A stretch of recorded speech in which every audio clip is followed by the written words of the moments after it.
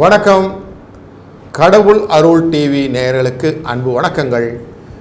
இன்று நாம் காணப்போவது சனி பெயர்ச்சியின் தாக்கத்தினால் வரக்கூடிய பலன்கள் என்னவாக இருக்கும். ஏன்னா சனினாலே எல்லாருக்கும் கொஞ்சம் பயம் உண்டு. அதனால் அது ரிலேட்டடான விஷயத்தை இந்த தொடரில் பார்ப்போம். வணக்கம் நண்பர்களே.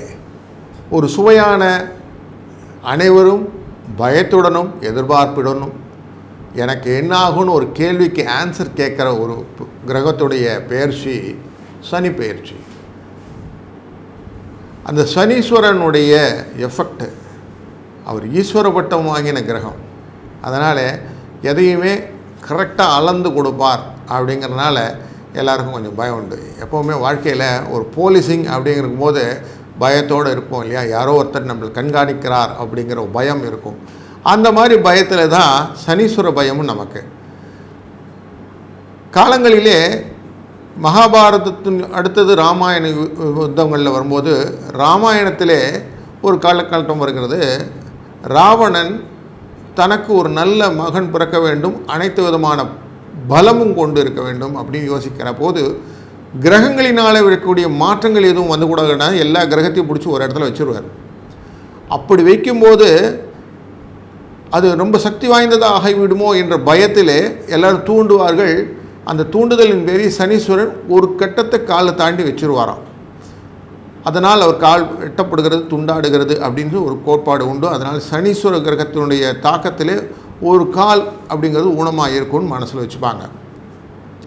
ஏன் இதுக்குன்னா சத்திய சோதனை வரும்போது தன்னை பலி கொடுக்கக்கூடிய ஒரு எண்ணமாக இருக்கக்கூடியவர் சனீஸ்வர கிரகம், தன்னை முன்னெடுத்து கொள்ளவர். அப்படி தான் சனி தாக்கம் கொண்டவர்கள் எல்லாருமே தனக்காக உழைக்கக்கூடியவர்கள் மட்டும் இல்லாமல் ஊருக்காக உழைக்கக்கூடியவர்கள் அப்படிங்கிற ஒரு பெரிய சுறுசுறுப்பு, தன்னை வருத்தி கொள்வது, இதிலெல்லாம் ரொம்ப பெயர் போனவர்கள் இந்த சனீஸ்வர கிரகத்தை ஆட்கொண்டவர்கள். அப்படிப்பட்ட ஆட்கொண்ட தன்மையினாலே சனி பகவான் வந்து விட்டார்னா எங்கே நம்மளை பிடிச்சிக்குமோன்ட்டு நார்மலாக சொல்லுவாங்க. வீட்டுக்குள்ளார வெளியில் போயிட்டு வரும்போது காலை உள்ளங்காலேருந்து தேய்ச்சி அலம்பிட்டு வாங்க, அது வழியாக சனி உள்ளே வந்துடுவார் அப்படின்வாங்க. அந்த பயம் இருக்கும். ஆனால் காலை கையெல்லாம் அழுவிட்டு தான் உள்ளே வருவாங்க. இன்றைக்கி மாடர்ன் லைஃப்பில் எல்லோரும் எப்போ வேணால் உள்ளே போகிறோம். அதனுடைய தாக்கங்களை நம்ம பார்த்து கொண்டு இருக்கிறோம். ஆனால் பழைய காலத்தில் நம்ம அப்படி தான் பண்ணிக்கிட்டு இருந்தோம். வாசலில் தண்ணி இருக்கும், அதில் காலை கழுவிட்டு தான், காலை நல்லா உள்ள காலை அழித்து தான் உள்ளுக்குள்ளார வருவோம். இப்படிப்பட்ட ஒரு தொடர் விளைவுகளை கொடுக்கக்கூடிய சனீஸ்வரன் தன்னுடைய கிரக நிலைகளிலே எங்கெங்கே உட்காருகிறார்களோ அந்த உட்காரதிலும் பார்வை பலத்தினாலும் நிறைய பலனை நமக்கு கொடுப்பார். சனிக்கு ஒரு பார்வை பலம் உண்டு என்றால் 3ஆம் பார்வை அப்படின்னு ஒரு பார்வை, 7ஆம் பார்வை அப்படின்னு ஒரு பார்வை, 10ஆம் பார்வைன்னு ஒரு சிறப்பு பார்வை, 3 விதமான பார்வைகள் உண்டு. எல்லா கிரகங்களுக்கும் 7ஆம் பார்வை உண்டு. அதில் இந்த சனீஸ்வர பகவானுக்கு எக்ஸ்ட்ராவாக 3, 10ங்கிற பார்வையும் உண்டு. இந்த 3 என்றால் முயற்சி, 10 என்றால் ஜீவனம். அப்போ முயற்சியும் ஜீவனத்தையும் கட்டுக்கோப்பில் கொண்டு போகக்கூடியவர் இவர். கலத்திரம் ஏற்கனவே நம்மக்கிட்ட இருக்குது அப்படின்னா பார்ட்னர் ரிலேட்டட் மேட்டரும் இவர்கிட்ட தான் இருக்குதுன்னு வச்சுக்கணும். இப்படி சனீஸ்வரன் தன் கட்டுக்கோப்பிலே இந்த 3 பார்வைகளையும் வைத்துக்கொள்வது மட்டும் இல்லாமல் தான் உள்ளே நுழைக்கக்கூடிய அந்த கிரக சூழ்நிலைகளே நம்ம சொல்லுவோம் இல்லையா, சனி வந்துடுது சார் அப்படின்னு சொல்லுவாங்க. சனீஸ்வர பகவான் என்னை உள்ள தாக்கல் வந்துட்டார், எனக்கு இப்போ 7.5 சனி சார் அப்படின்வான். 7.5 வருடம் ஆகும் 3 விதமான கட்டங்களை மாறுவதற்கு. இப்படி ஒரு 12 கட்டம் சைக்கிள் வரணும்னா 30 வருஷம் ஆகிடும். இப்படி 30 வருஷத்துக்கு ஒரு வாட்டி ஒரு கூடிய சைக்கிளில் இப்போ நடக்கக்கூடியது 29 மார்ச் 2025 அன்று பங்குனி மாதம் 15ஆம் தேதி அமாவாசை இரவு 9:44 சனீஸ்வரன் அவர்கள் இப்போ இருக்கிற கும்பம் என்ற ராசியிலிருந்து மீன ராசிக்கு மூவ் ஆகிறார். இந்த பெயர்ச்சி ரொம்ப முக்கியமாக பார்க்கப்படுகிறது. ஏன் அப்படின்னாக்கா 30 வருஷத்துக்கு ஒரு வாட்டி நடக்கிறது மட்டும் இல்லை, இத்தனை நாள் சனிக்கு ஆட்சி வீடாக இருந்தது மகரம், கும்பம் அப்படின்னு 2 வீடு. இந்த ஆட்சி வீட்டை விட்டு கிளம்புறார். ஆட்சி வீட்டை விட்டு கிளம்புறது மட்டும் இல்லாமல் இவர் பயணிக்க போகக்கூடிய அடுத்த கட்டம், அதாவது நம்முடைய மீனராசிக்கு அடுத்தது இருக்கக்கூடிய மேஷராசின்னு சொல்லுவோம். மேஷராசியிலே சனி நீச்சம் அடைவார்னு ஒரு கான்செப்ட் இருக்குது. அப்படி தன்னை குறைத்து கொள்ளக்கூடிய ஒரு எண்ணத்துக்கு அவர் தள்ளப்படுகிறார் அப்படிங்கிற ஒரு சூழ்நிலையிலே இந்த சனி பெயர்ச்சியானது இப்பொழுது நகரவிருக்கிறது. சனி பெயர்ச்சி நகரம் அன்று ஒரு விசேஷமான நாள் என்ன என்றால், அன்றைக்கி சனிக்கிழமை, அன்றைக்கி உத்திரட்டாதி நட்சத்திரம். இந்த 2 சேர்ந்தது ஒன்றும் இல்லை, அன்றைக்கி அமாவாசை. இப்படி 3 விதமான காம்பினேஷனில் அன்றைக்கி சனி மூவ் ஆக போகிறார். உத்திரட்டாதி என்ற நட்சத்திரமும் சனியுடைய நட்சத்திரம். சனிக்கிழமை அவருடைய சேம் டே. அமாவாசை அப்படிங்கிறது தர்ப்பணங்கள், முன்னோர்களுக்கான திதிகள் கொடுக்கக்கூடியது. இது சனிக்கு ரொம்ப பிடித்தமான விஷயம். அப்போ தனக்கு பிடித்த நாளிலே, தன்னுடைய நாளிலே, தன்னுடைய திதியிலே, தன்னுடைய நட்சத்திரத்திலே அவர் மூவ் ஆக போகிறார். அப்படிங்கும்போது எவ்வளோ சந்தோஷமாக ஒருத்தர் கிளம்புவாங்க. ஊருக்கு கிளம்பும்போது அப்படி ஊருக்கு கிளம்புறார் அப்படின்னா இதனுடைய பலன்கள் எப்படி இருக்கும்ன்றது நம்ம விபரீமாக நல்லா பார்க்க வேண்டிய ஒரு சூழ்நிலையில் இருக்கிறதுனால் சனியை நம்ம ரொம்ப அட்டென்டிவாக பார்க்க வேண்டியிருக்கோம். அதே மாதிரி நார்மலாக சொல்லுவோம், அஷ்டமத்தில் சனின்னுவோம். சனி 8ஆம் இடத்துல உட்காந்து அஷ்டமத்தில் சனி, 4ஆம் இடத்துல சார் அவர் அர்த்தாஷ்டம சனி சார் எனக்கு அப்படின்வான். அவர் நேராக எழுதணுன்னா சப்தமத்தில் சனி உட்காந்துருக்கார் சார்வான். அப்போது சனி எங்கே அமர்ந்தாலும் அவரை பற்றி பயம் ஒன்று இருந்துகிட்டே இருக்கும் இல்லையா? அப்போது சனி எங்கே இருந்தால் நமக்கு பயம் இருக்காதுன்னா 3ஆம் இடத்துல அமர்ந்துட்டால் பயம் இருக்காது. ஏன்னா அவருடைய பார்வை இடம். 6ஆம் இடத்துல போய் மறைவு ஸ்தானம்னு சொல்லக்கூடிய இடத்துல போனாலும் பயம் இருக்காது. அதே மாதிரி லாபஸ்தானம்னு சொல்ல இடத்துல சனி இருந்தால் அவருடைய பயம் நமக்கு இருக்காது. சனி என்னுடைய ராசியிலேருந்து 11ஆவது இடம் சொன்னால் லாபத்தை கொடுக்கக்கூடியவர், உழைத்தால் காசு வரும், அவ்வளோதான். அப்போ சனியை பொறுத்த வரைக்கும் எப்படி மனசில் வச்சுக்கணுன்னா, எவ்வளோ தூரம் நேர்மையாக இருக்கிறோமோ, எவ்வளோ தூரம் நம்ம வேலையை ஒழுங்காக பண்ணுறோமோ, எவ்வளோ தூரம் அக்கௌண்டபிலிட்டின்னு ஒரு வார்த்தை உண்டு, நான் எல்லாத்துக்கும் பொறுப்பு அப்படின்னு சொல்கிறோமோ, இவங்களெல்லாம் ஒன்றுமே பண்ணாது அப்படிங்கிறது தான் இந்த சனியுடைய நுட்பமான விஷயம். பயப்பட வேண்டியதே இல்லை. முயற்சிகளை நான் செய்து கொண்டே இருப்பேன், வேலையை நான் வெற்றி நோக்கி பயணித்து கொண்டே இருப்பேன் அப்படின்னு சொல்கிறவங்களுக்கு சனி எப்பயும் கொடுத்துக்கிட்டே இருப்பார். சனி போன்று கொடுப்பாரே இல்லை, அவ்வளோ அழகாக கொடுப்பார். தனகாரகன் அவர். கொடுக்கறதுல வச்சுட்டு செய்கிறதுனா வஞ்சனையே இல்லாமல் செஞ்சு கொடுப்பார். அதனால தான் உழைத்தால் உயர்வு அப்படிங்கிற ஒரு பெரிய பழமொழி இருக்குல்ல நம்மகிட்ட. அந்த உழைப்புக்கு முழு முதற் பொருள் யாருன்னா சனீஸ்வரன். எவ்வளோ தூரம் ஹார்ட் ஒர்க் பண்ணுறீங்களோ, ஹார்ட் ஒர்க் பேஸ் அப்படின்னு சொல்லுவான். எவ்வளோ தூரம் உழைக்கிறோமோ அவ்வளவு தூரம் நமக்கு பொருள் வரவை கொடுக்கக்கூடிய அத்தனை பலத்தையும் கொண்டவர் சனி ஈஸ்வரன். அதனால தான் ஈஸ்வர பட்டம் வாங்கியிருக்கார் அவர். அந்த ஈஸ்வர பட்டம் வாங்கின சனி எப்படியாவது நமக்கு பணத்தை கொடுத்து வாழ்க்கையிலே ஒரு நல்ல முன்னேற்றத்தை கொடுக்க வேண்டும் என்றதுனாலே காகத்வாஜ விட்மகே கட்கஸ்தாய தீமிகி தன்னோமந்த பிரச்சோதயாத்துன்னு அந்த அவருடைய காயத்ரியை சொல்லி அவரை வழிபாடு செய்யணும். சனிக்கிழமை அன்னைக்கு செய்கிறது. அவர் காகத்வாஜ விட்மகேனோ அவருடைய வாகனம் காகம். அந்த காகத்துக்கு உணவளிக்கிறது. அவருக்கு ரொம்ப பிடித்தது பித்ருகாரியங்கள்னும் போது எள்ளு சாதங்கள் பண்ணி விநியோகம் பண்ணுறது. அவருக்கு கருப்பு அப்படின்னு பிடிக்கும், ஆனால் வஸ்திரமே கருப்பு. அதனால் கருப்பு கம்பளி, கருப்பு வஸ்திரங்கள் இதெல்லாம் தானம் பண்ணுறது, இதெல்லாம் நமக்கு கொடுக்கக்கூடிய பரிகார பலன்களாக இருக்கிறது. அதே மாதிரி இந்த காலகட்டங்களிலே ஒரு தடவேனும் காசிக்கு சென்று பித்ருக்களுக்கு காரியம் செய்யும்போது வரக்கூடிய சனி தாக்கங்கள், எதிர்மறை தாக்கங்கள் இருந்தால் அது குறைந்து நேர்மறையாக பெனிஃபிட்டாக சேரும்னு சாஸ்திரம் இருக்குது. அதனால் இதை அப்படியே பயன்பாடாக பண்ணும்போது சனியை பார்த்து பயப்பட வேண்டாம். அவர் நமக்கு உழைப்பவருக்கு இந்த உழைப்பாளி இல்லாத நாளே ஒன்றும் இல்லைன்னு சொல்லுவோம் இல்லையா, அந்த மாதிரி உழைக்கிறவனுக்கு அப்படியே காசு கொடுக்கக்கூடிய, கைக்கு கையாக நம்மளோட அமைதியாக நம்ம கூட இருக்கக்கூடிய ஒரு நல்ல ஒரு தெய்வம் யாருன்னா சனீஸ்வர தெய்வம். அதனால் தொடர்ந்து என்னென்ன ராசிக்கு என்னென்ன பலன் என்று தொடர்ந்து பார்ப்போம்.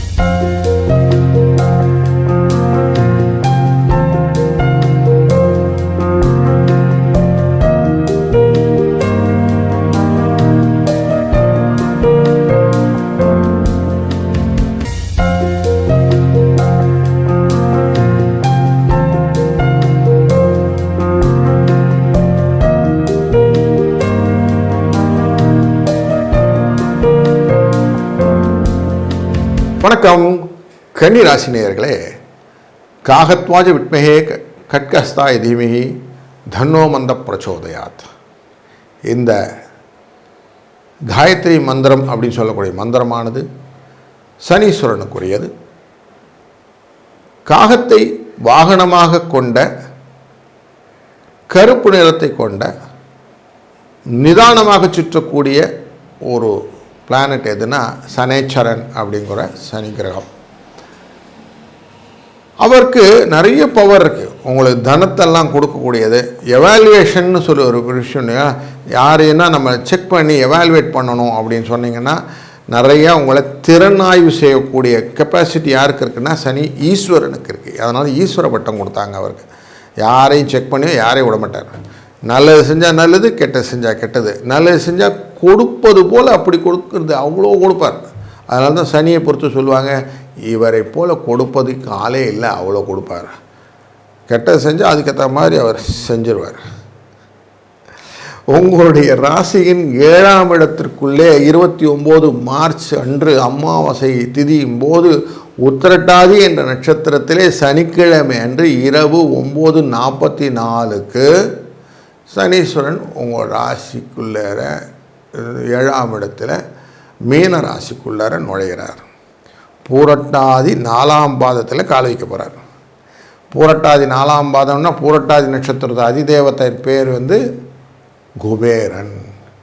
பூரட்டாதி நட்சத்திரத்தினுடைய அதிபதி யாருன்னு கேட்டிங்கன்னா குரு. குரு குபேரன் குரு இருக்கிற இடத்துக்கு வீட்டுக்குள்ளார இவர் நுழையிறார்.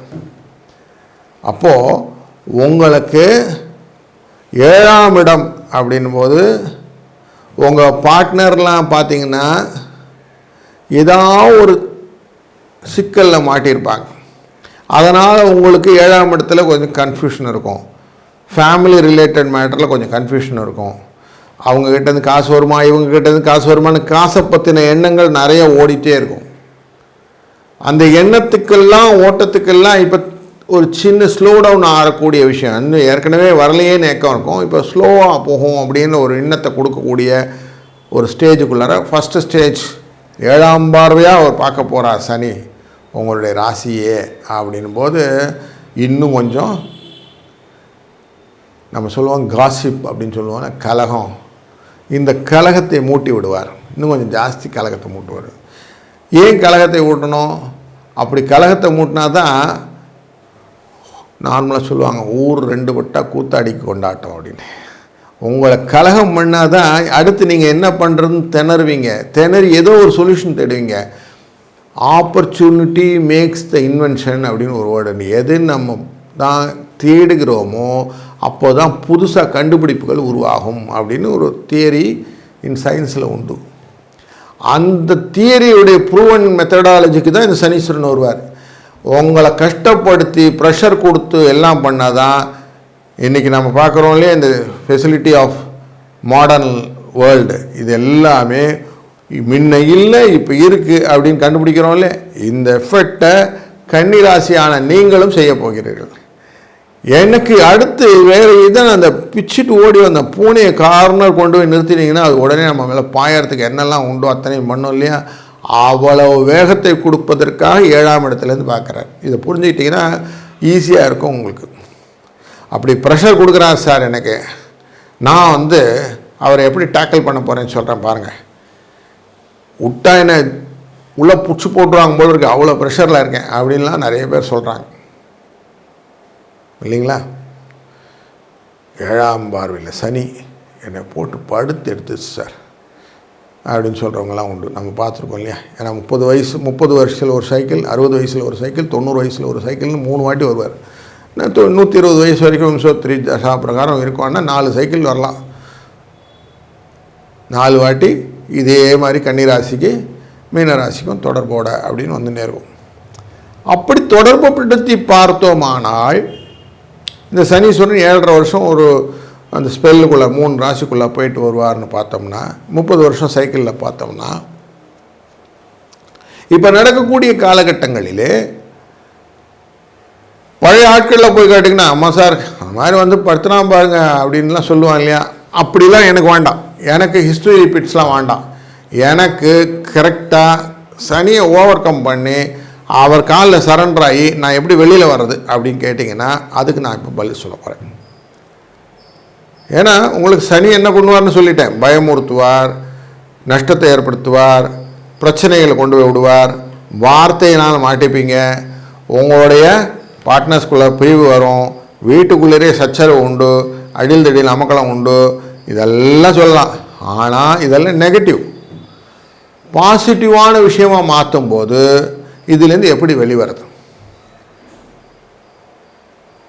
நார்மலாக சொல்லுவோம்ல, ஏஞ்சல் வேர்ட்ஸ்ன்னு சொல்லுவாங்க. நம்ம இதில் நெகட்டிவ் வேர்ட்ஸை சொல்லாமல் பாசிட்டிவ் வேர்ட்ஸை யூஸ் பண்ணுறது. அப்படி பண்ணும்போது எனக்கு பாசிட்டிவ் எனர்ஜி கிடைக்குதுங்க அப்படின்னு சொல்லுவோம் இல்லையா?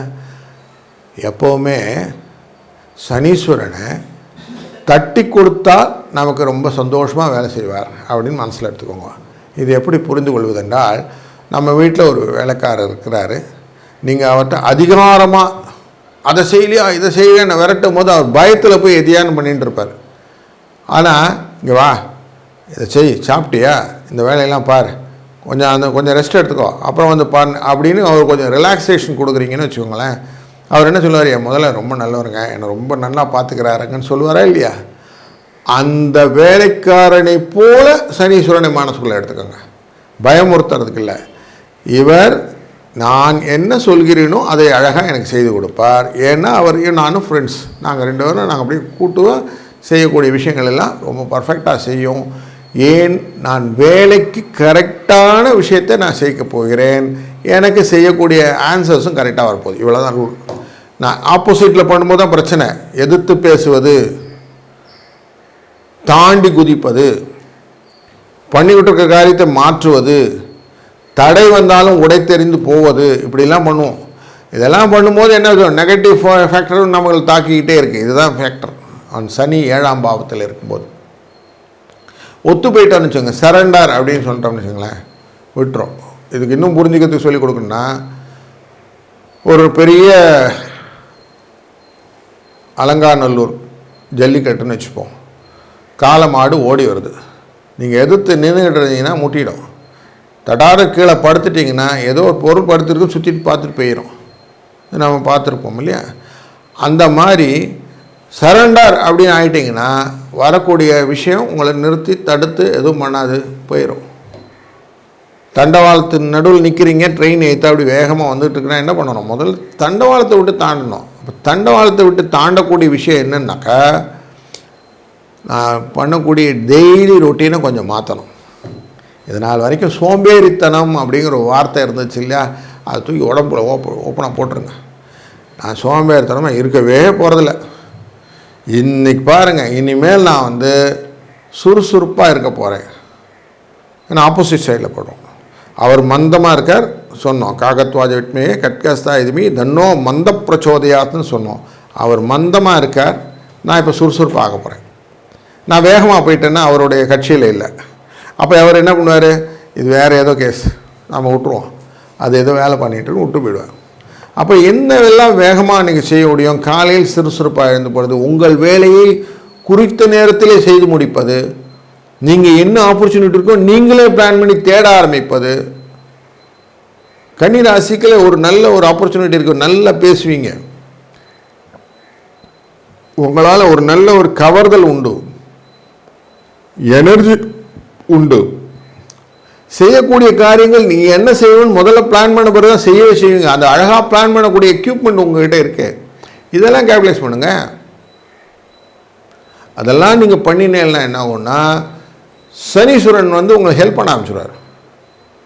ஆஹா, இவர் நம்ம எக்ஸ்ட்ரீம் ஆப்போசிட்டில் இருக்கிறவர், நம்ம ஹெல்ப் பண்ணுவோன்னு சனியை போல் கொடுப்பார் இல்லைன்னு ஒரு வார்த்தை உண்டு. உங்களுக்கு கொடுப்பார். ஏன்னா வரக்கூடிய குரு பயிற்சியும் போதுமே உங்களுக்கு பலன்கள் அப்படி தான் வரும். அப்போது நல்லது ஒரு காலத்தை நீங்கள் எதிர்நோக்கி இருக்கணும்னா என்ன பண்ணணும்? உங்கள் ஆட்டிடியூடை மாற்றணும். ஆட்டிடியூட் சேஞ்சிங் தான் இப்போ ஒரே ரெக்குவயர்மெண்ட் ஃபார் யூ. பரிகாரங்கள் அப்படின்னு கேட்கக்கூடிய போது சனீஸ்வரனுடைய கோயில்களுக்கு செல்வது, திருநள்ளாருக்கு செல்வது, கூச்சனூருக்கு செல்வது, இப்படி என்ற கோவிலுக்கெல்லாம் செல்வது, சிவ வழிபாடு பண்ணுவது. திங்கட்கிழமை ஓர் ராகு காலத்தும் போது சிவன்கிட்ட போய் அப்படியே அமைதியாக உட்காந்துருங்க. 7:30-9 ராகு காலம் அங்கே தான் அப்படின்னு சொல்லி சுவாமிக்கு அபிஷேகம் நடக்கிறதெல்லாம் கண்ணார கண்டுவிட்டு வாருங்கள். நான் வைஷ்ணவன், சிவன் கோயிலுக்கு போவதில்லை, பரவாயில்ல, சனிக்கிழமை தோறும் ஆஞ்சநேயர் அபிஷேகத்தை போய் பாருங்கள். அமைதியாக அவரோட உட்காந்துருங்க. காலையோ சாயங்காலமோ ஏதோ ஒரு வேளையில் அவருக்கு அபிஷேகம் பண்ணும்போது அமைதியாக போய் உட்காந்துருங்க. அவரோடு ஒன்றி இருங்கள். ஏன் அப்படின்னாக்க ஆஞ்சநேயர் பகவான் ஒரு வரம் வாங்கினதில் சனி அவரை பிடிப்பதில்லை. அப்போது அந்த சனியுடைய தாக்கம் உங்களுக்கு குறைவதற்கான வாய்ப்பு இங்கே இருக்கிறது. திருக்கடையூரில் மார்க்கண்டேயனை விட்டு காலத்தை வென்றவன் யாருன்னு சொன்னால் சிவன் வென்று கொடுக்குறார் இல்லையா, மார்க்கண்டேயனை என்றும் 16 கொடுக்குறார் இல்லையா. அதனால் சிவனை வழிபடுவதனாலே இந்த காலன் ரிலேட்டடான சனீஸ்வரன் நம்மளை ஒன்றும் பண்ணுறதில்லை. இதை புரிஞ்சுக்கணும். அதனால் இது ரெண்டுமே கரெக்டாக பிரதோஷ வழிபாடு, ஏகாதசி விரதம் இதெல்லாம் கரெக்டாக சிஸ்டமேட்டிக்காக இருக்கிறது ரொம்ப ரொம்ப பர்ஃபெக்ட்டு. நெற்றியிலே திருநீர் பூசுவது, திருமண் பூசுவது, சந்தனம் போட்டுக்கொள்வது, குங்குமம் வைத்துக்கொள்வது இதெல்லாம் அப்படியே சமயவாதிகளாக இருப்பது சனீஸ்வரனுக்கு ரொம்ப பிடிக்கும். அதனால் நார்மலாக சொல்லுவாங்க இல்லையா, எந்த கட்சியில் இருக்குமோ அந்த கலர் வேட்டி கட்டுவோம், அந்த கட்சியுடைய கொடி ரிலேட்டடான வேட்டியை கட்டிக்கிறாங்க இல்லையா. அதே மாதிரி தான் இந்த மாதிரி ஒரு திருநீர் பூசுவது, திருமண் பூசுவது, பொட்டு வைத்து கொள்வது, பச்சை பொட்டு வச்சுக்கிறது, சந்தன பொட்டு வச்சுக்கிறது, சிகப்பு பொட்டு வச்சுக்கிறது, காவி உடை போடுவது, வெள்ளை உடை போடுவது, ஏதோ ஒன்று பண்ணிகிட்டே வராங்கல்ல. அந்த பார்த்தா இவங்கெல்லாம் பக்திமான்கள் அப்படின்னு சொல்லக்கூடிய ஒரு இருக்கு இல்லையா. அந்த மாதிரி ஒரு போஸ்டர் கொடுங்க. இது சனீஸ்வரனுக்கு பிடித்த விஷயம். அதனால் அதை டிக் பண்ணிக்கலாம். அப்போது சனீஸ்வரனுக்கு பிடித்த இந்த விஷயங்களெல்லாம் கன்னிராசி நேயர்களான நீங்கள் பண்ணும்போது 7 அப்படிங்கிற இடத்துல இந்த பயம்னு சொன்னேன் இல்லையா, சிறை பயம், கலகம், அதுன்னு ஏகப்பட்ட கன்ஃபியூஷன்லாம் இருக்கு இல்லையா, அதெல்லாம் ஒன்றும் இல்லாமல் போயிடும். வீட்டுக்குள்ளே அந்யோன்யம் வந்துடும். ஃப்ரெண்ட்லியாக பழக ஆரம்பிச்சிடுவாங்க எல்லோரும். ஒய்ஃப் ஒன்றும் சொல்ல மாட்டாள். பார்ட்னர்ஸ் கூட ரொம்ப கன்ஃபார்மாக நல்லா இருக்கலாம். பணம் வர ஆரம்பிச்சிடும். ஓரளவுக்கு நல்ல ஒரு சூழ்நிலை இந்த சனி பயிற்சியில் நீங்கள் ஆப்போசிட் சைடுன்னு சொல்லக்கூடிய விஷயத்தில் பார்க்க முடியும். புரியுதுங்களா? அப்போது சனி நல்லவர் அப்படிங்கிற மைண்ட் செட்டில் நீங்கள் போயிட்டீங்கன்னா ஈஸியாக போயிடும். சனி உங்களை படுத்துவார்னு நினச்சிங்கன்னா நெகட்டிவ் சைடு நமக்கு கிடைக்கும். அதனால் சனியை நம்ம தெய்வமாக நினைத்து அவருடைய அருளினாலே இந்த பெயர்ச்சியை ஈஸியாக கடந்து விடலாம். வாழ்க வளத்துடன். கடவுள் அருள் டிவியை பார்த்தமைக்கு நன்றிகள். மேலும் இது போன்ற தகவல்களை தெரிந்து கொள்ள கடவுள் அருள் டிவியை சப்ஸ்கிரைப் செய்யுங்கள். மறக்காமல் பெல் ஐக்கானை கிளிக் செய்யுங்கள்.